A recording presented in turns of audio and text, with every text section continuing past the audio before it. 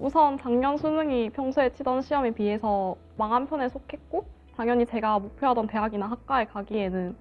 턱없이 부족한 점수를 받았어서 별다른 고민 없이 어쩔 수 없이 가채점한 당일 재수를 결심하게 된 것 같습니다.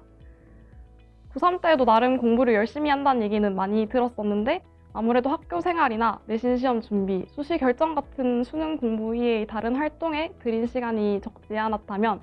재수를 할 때에는 아무래도 하이퍼의 프로그램 자체가 개인이 공부할 수 있는 시간을 많이 확보해 주었고, 이 덕분에 항상 꾸준히 공부할 수 있었다고 생각합니다.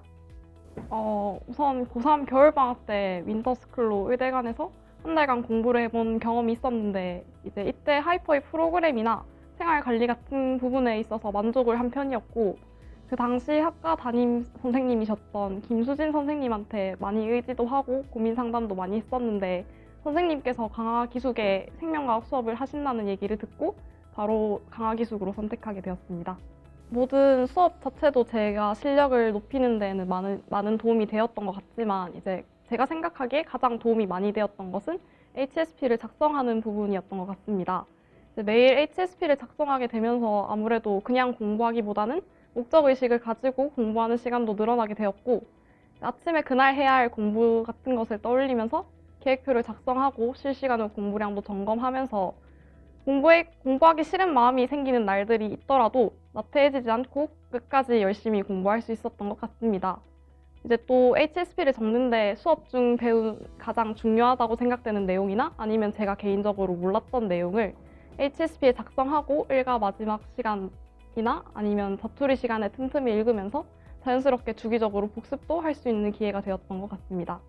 아무래도 7월에서 8월 사이 딱 여름 직전에 모의고사 점수도 잘 나오지도 않았고, 이제 점점 부평이 다가오면 곧 수능이라는 생각이 많이 들었어서 이때 심리적 부담감이 제일 컸던 것 같습니다. 하지만 매일 학원에서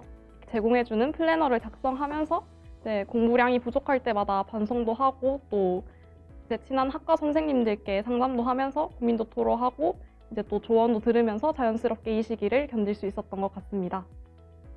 이제 우선 저처럼 평소보다 수능을 많이 못 쳐서 재수를 결정하게 된 학생이라면 당연히 수능에 대한 두려움을 극복하는 것이 가장 중요하고 첫 번째 과제라고도 생각을 합니다.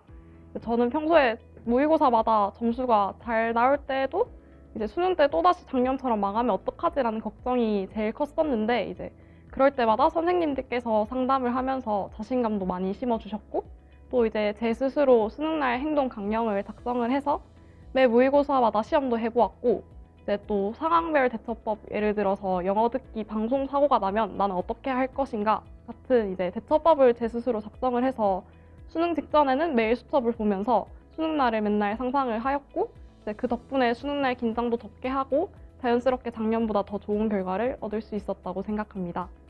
이제 현역들은 제가 겪어봤지만 학교 생활이랑 수능 공부 두 가지를 이렇게 두 마리 토끼를 동시에 잡아야 하기 때문에 아무래도 시간이 비교적 가장 여유로운 겨울방학이 제일 중요하다고 생각을 합니다.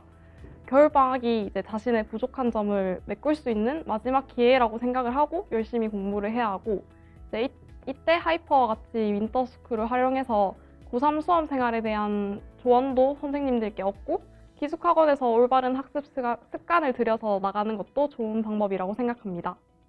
우선 국어 같은 경우에는 다른 과목들에 비해서 매일 꾸준히 공부 시간을 들이는 것이 가장 중요한 과목이라고 생각을 합니다. 화작문의 경우에는 다른 부분에 비해서 공부를 안 하더라도 점수를 잘 나오는 친구들이 많기 때문에 공부를 비교적 적게 하는 경향이 많은데,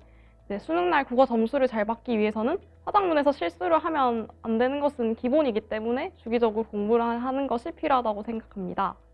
화법과 작문 파트의 경우에는 이제 저 같은 경우 꾸준히 이틀에 한 세트 정도를 아침에 풀어서 감을 잃지 않게 하고, 또 동시에 아침에 국어 지문을 읽는 습관도 들였던 것 같습니다. 또한 문법의 경우에는 이제 비교적 시간이 여유로운 방학 같은 시기에 개념을 완벽히 습득하고 이제 기출 문제를 통해 자주 출제되는 부분의 문제 유형도 암기를 해보고, 또 이제 제가 스스로 개념을 정리해둔 노트를 이렇게 작성을 해서 매 모의고사 직전에 반복해서 읽어서 잊지 않도록 하였습니다. 이제 문학의 경우에는 수능날 EBS 연계 체감이 다른 과목들에 비해서 많이 되는 파트이기 때문에 아무래도 EVS 책에 나오는 문학 작품들은 모두 확실히 이제 익히고 수록된 부분 이외에도 본인이 중요하다고 생각되는 부분이나 기출이 된 적 있는 부분은 공부를 해두었고 이제 이렇게 공부를 해둔 것이 아무래도 수능날 시간 단축에 큰 도움이 되었다고 생각합니다. 독서 파트 같은 경우에는 이제 우선 지문을 읽는 방법부터 본인이 택하여야 하는데 여러 선생님들을 통해 받아들인 조언들 중에서 본인의 스타일에 가장 맞는 방법을 택해서 기출 지문들에 적용해보는 연습도 매일 해보았고 답을 도출해내는 사고 과정을 이제 답지를 읽고 이해를 하는 단순한 그런 과정이 아니라 온전히 본인의 힘으로 도출하는 연습을 많이 해야 한다고 생각을 합니다. 수학 같은 경우는 제가 재수를 하게 된 이유인 과목이자 또 가장 성적이 많이 오른 과목 중에 하나인데 재수를 시작하면서 이제 다시 보는 거지만 처음부터 다시 시작한다는 마음가짐으로 저만의 개념 노트를 만들고 정리해 가면서 기초를 튼튼히 다지는 시간을 많이 가졌고 모의고사를 치기 전에 개념 노트를 복습하는 것과 같이 개념을 복습하는 시간을 아무래도 자주 가졌던 것 같습니다. 저는 기하 벡터 파트가 이제 가장 취약한 파트였는데 기출 문제를 또다시 풀어보면서 수능에 나오는 문제들을 이제 유형별로 분류를 해서 각 유형별로 저만의 접근 순서나 풀이 방법 같은 것을 나름대로 정해 보았고 이제 이를 하이퍼에서 제공해주는 다양한 컨텐츠에 적용해보는 시간을 갖고 이제 그 결과 수능에서도 킬러 문제를 짧은 시간 내에 풀 수 있었던 것 같습니다. 또한 많은 기출 문제나 기출 변형, 사설 문제 같은 문제를 풀면서 틀렸거나 혹은 제가 풀이에 확신을 가지지 못한 문제들은 따로 모아서 오답 노트에 정리를 해두었고 이제 주말마다 복습을 하고 또 파이널 시기에 다시 풀어보면서 제가 풀었던 문제만큼이라도 완벽히 습득하려고 노력을 하였습니다.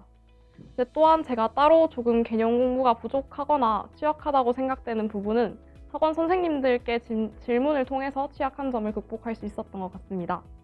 저는 이제 탐구를 고3 때랑 마찬가지로 생원이랑 화원을 선택을 하였는데 이제 특히 화원의 경우 이제 작년에 가장 많이 망했던 과목이었기에 올해 시간 투자를 많이 하였던 것 같습니다.